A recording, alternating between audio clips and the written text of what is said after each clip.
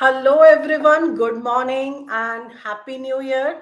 I'm so happy to connect with you all today. I think this year is the first time that I'm connecting now with you. So, wish you all a very happy New Year, a year filled with millions of opportunities for your growth and development. I have started this series to share my stories, and all these concepts came in my mind when, like, for New Year, we went to two different places and we met so many new people, and so many new stories were there. So I thought, why not to start the year with sharing stories? And in this series, I'll be sharing my personal stories and my take on those stories in my life and how I see things. So it may help you at some point, and you may be able to pick up something from those stories. Please write in comments, hello, and from where you're joining. I'm so happy to hear your stories. What do you think about life? What's happening in your life? From which part of the world you are joining? I'll be really happy to hear from you. And there was some challenge with my mic. So if you're not able to hear me, please let me know in comments if you have any challenge. We are live right now on LinkedIn, Facebook, and YouTube. So any, like, all the comments I'll be able to see here. So if you have any challenges, please write in comments over here. So let's get started with our story today. It's my very personal story, and I it's very close to my heart because this has helped me to to reach where I am today. So hi, Mr. Rao, welcome. How are you doing? Happy New Year to you. So the story started when I was like, okay, I'll give you a little background about it. My dad, he studied in Hindi medium. My mom also, because that was a trend in India during that time. So, and his English was excellent. His grammar and vocabulary, everything was perfectly fine. He was an amazing person. I miss him so much. Anyway, so when I was like till grade four, year four, grade four, we had a grade system, not the year system. So the grade four, I studied in Hindi medium. And my mom realized that me and my sister is 1.5 year elder to me, and I have a brother who's 7 years younger to me. So when I was in grade four, my mom realized that she wanted us to shift from Hindi medium to English medium. She had some thoughts and she wanted us to like work in the multinational organization. She had some vision. So she decided that, okay, we used to go move to English medium school. My father had entirely different point of view on this or take on this because he studied in Hindi medium, and he had excellent teachers at that time who helped him to reach like to achieve great heights in his life. So he was insisting that we continue in Hindi, but my mom was having views that we go to English medium school. So that was a conflict, like all other parents, that what is the best they try to do, what best they can do for their children. So they decided to do it. Finally, as usual, my mom won the battle and we were shifted to English medium school. And you'll be surprised to know, till grade 4, I knew nothing about English other than only alphabets, some words I knew, and I knew only to write my name, not even surname. If I write surname, I'll make some A here and there, I'll make some mistake. So that was a level of my English, and my mom took a chance to put us in English medium school that time. I was terrified. First day when we went to school, I was like, oh God, what am I going to do? I don't know anything, what people are talking to each other. I don't understand what teachers are talking, what students are talking, what is happening.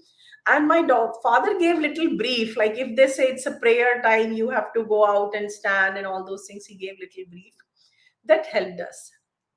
And then my mom felt that, okay, kids are finding it a bit challenging. So our principal was very good. It's a small town of Vidisha. So principal was very kind, and she said, okay, these girls are trying to like have a transition from Hindi medium to English medium, and they don't know anything in English. So let me help them out. Her name was Suman Srivastav, and she was really kind person. So she said, okay, she will take tuition for us evening 5 to 6. So after school, my dad will drop us to her home. It was very far. So we used to go in scooter. I still remember me and my sister will sit behind that scooter and we go. and then she'll take our like classes, she'll take basics. Can you imagine, principal of a school, she was teaching us ABCD and spelling, and we are in grade 5 at this time. I was in grade 5 and my sister was in grade 6. That passion, that love for children. I always say that where whatever we do in our life, we don't do it alone. There are so many people behind us, thousands of people to whom we forget as we grow. But if she would not have taken those tuition classes for us, maybe I would not have reached here. Maybe I would have dropped out from English medium, gone back to Hindi medium school, right? Or maybe something else would have happened. So because she helped me, I could be able to reach somewhere in my life. And we should always be thankful to people, those who help in our journey. Maybe it's a very small help, we feel it right now, but that point of time it was the most important help for us. So she was taking tuition for us. And I remember once my dad told my mom, actually I overheard their conversation, when in the first test I did not get good marks. So my dad was telling my mom that still the time is there, you change school, put them back in Hindi medium school, your daughters will fail. And I still remember that sentence, exact sentence, your daughters will fail if you do, they will lose 1 year. And my mom responded, I'm ready to sacrifice 1 year of their life to make sure they become something in their life. So for some strange reason that sentence stuck in my mind, and I still remember that. We continued our studies and we went ahead. And like when the year finished, we wrote exam. We used to have fifth used to be the board exam that time. I don't know what is now, but fifth used to be the board exam. So exam papers will come from outside, like from the central government, and then we have to write, and it will go to some other school for correction. So it was also challenge because it will not be corrected by my school teacher. It will be corrected by somebody else. So I wrote exam. We used to have 5 subjects: Hindi, English, math, science, and I think social science something. I got distinction in 4 subjects out of 5. Especially in English, I got highest marks. Only one subject I did not get distinction was Hindi, and my dad was shocked. So I got distinction in 4 subjects. And my mom was super happy. Now she has won the battle and she was ready to say that, okay, see that I took a challenge, I took a risk, and now see what our girls have done. So my mom was very happy. My dad was also happy, but he was feeling little defeated because he was more focused on proving that he is right, his decision is right. And my mom was trying her best to make sure that her decision is right. But anyways, and I have never learned the basics of English, so grammar or pronunciation, like the phonics and all. When I see my daughter, she's learning and she corrects me a lot of time. So I realize, oh, this is the way you like read a word, because I have just memorized those things. And believe me, till date I make thousands of mistakes. My husband corrects, my daughter corrects sometimes. Sometimes I use tool autocorrect and all that for that. Still I make lot of mistakes. You would have seen that all my posts there is always edited will be written. Why? Because I write something, one of my friend will send message or call me, or my husband will say, why did you write this? You have to correct the choice spelling, or the choose spelling is correct incorrect, or you have put the wrong punctuation. I go and correct it. So in all my posts you will see that edited sign is there, because I go and edit it. Why I'm sharing this story is because many times there are many lessons to this story. The first very important lesson which I want to share with you is that you don't have to have the perfect start or perfect middle or perfect end of your story. You just need an interesting story. And a story becomes interesting, it is your life story, and it becomes interesting when there are challenges, and every time you keep evolving in those challenges. I hope you're able to hear because my mic is still showing the red color. So if you have any problem in hearing me, just write in comments and I'll try to fix my audio. So the one lesson which I want to tell is that you don't have to have perfect beginning or middle or end. You just have to keep moving on. You just have to keep on going in your life, take new challenges, do new things, and just go ahead. Sometimes you will find some people in your life. and they will tell you. Just a second, let me fix. I think my mic is having some problem. I'll go to this one. Let's see if it helps me. Just a second.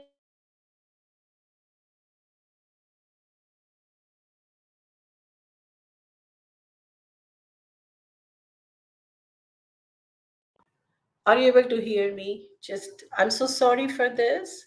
Hello? Okay, I think it shows that it's working. Yeah. So you don't have to have perfect beginning or perfect middle or perfect end. Just start where you are and keep moving. You are hero of your story. You are writing your story. Keep taking new challenges and go ahead.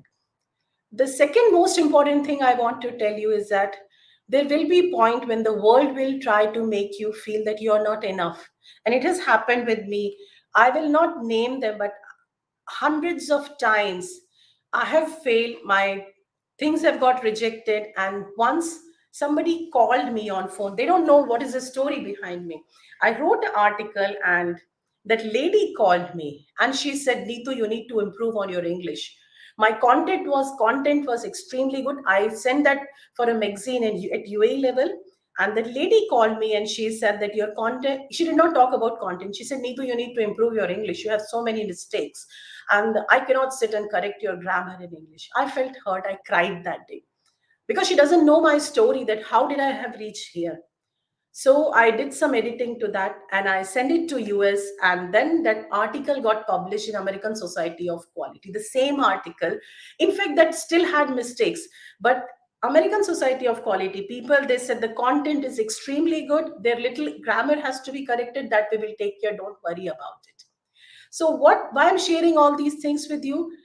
World will try to make you feel that you are not enough because they are seeing from their glasses. They don't know your story, that how you have reached here. Don't listen to them. Others opinion, it is their opinion, it's not a fact. What you understand is the fact. So don't take every feedback as a feedback. You don't have to take it. Maybe it's just their opinion. An opinion has no basis, no fact to it, right? Second thing, find your strength and focus on your core strength, focus on your content. Other things can be corrected as you move on, but your core strength, your content has to be, your message has to be very clear and very strong. This is very important. The second thing is, if you get rejected at small level or the local level, you will get selected at international level. So whenever you get rejected, just enjoy. I celebrate every rejection because I know every time I have got rejected at the smaller level, I have got selected at the higher level for exactly same thing. There is out somebody in the world who will value your work. So don't give up just because somebody has rejected you. Maybe they don't realize your value right now.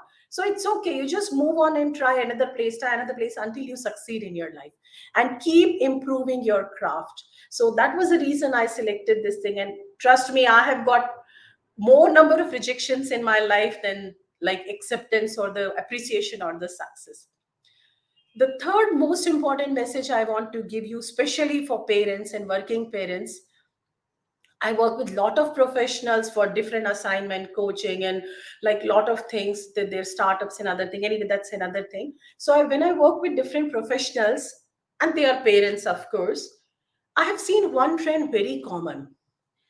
When a one parent makes a choice, other parent most of the time focuses on, if they have different point of view, they try to focus so much on making sure that the first parent who has made choice is wrong.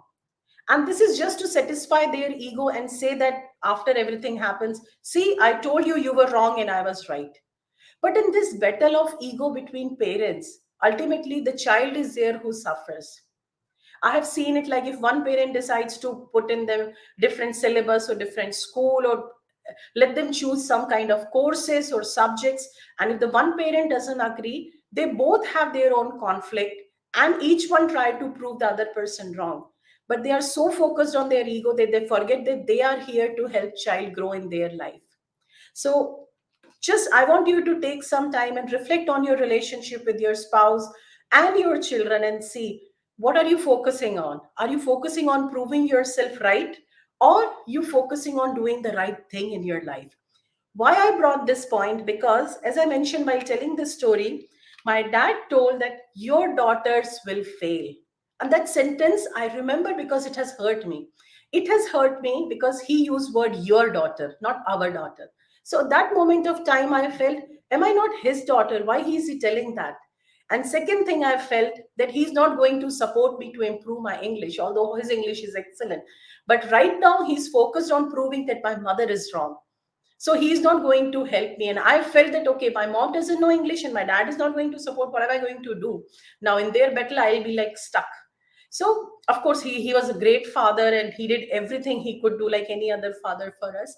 But that sentence, as a child, as like year five, the grade five child, it stuck in my brain still.